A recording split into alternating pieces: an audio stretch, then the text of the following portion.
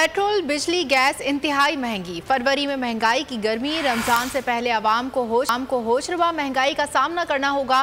वजीर आजम के मौशी मुशीर ने एतराफ़ कर लिया। बोल न्यूज़ से गुफ्तगू में डॉक्टर आबिद क़य्यूम सलहरी का कहना था कि महंगाई सिर्फ ईंधन ही नहीं, रुपए की कदर गिरने से भी बढ़ेगी।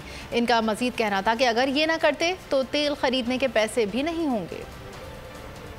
वो चीज़ें थी जो कि ग्रेजुअली होना थी IMF प्रोग्राम में। पिछले चंद माह में इस पे बिल्कुल कोई काम नहीं हुआ था, तो अब प्रोग्राम को बहाल करने के लिए यकमुश्त से सारी चीज़ें जो है ये करना पड़ रही है। इसका जब हम देखते हैं कि टोटल इम्पैक्ट क्या होगा, तो हमें ये भी देखना होगा कि अभी जो डेप्रिसिएशन हुई है रुपए की, वो भी इसमें फैक्टर इन करेगी। तो जो महंगाई है वो सिर्फ एनर्जी की कीमतें बढ़ने से नहीं बल्कि रुपए की कदर में कमी से भी आएगी।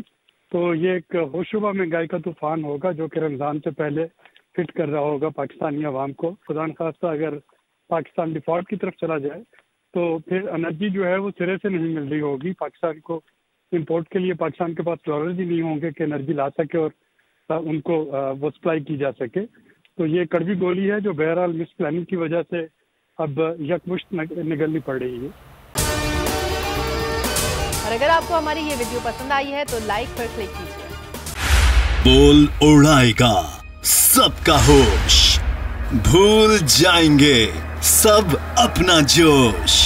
देखिए पाकिस्तान की सबसे बड़ी PSL ट्रांसमिशन सकलैन मुश्ताक, रमीज राजा, सुहेब अलवी, जमील फारूकी और फहीम खान के साथ खेल का जुनून रोजाना रात 11 बजे सिर्फ बोल न्यूज पर।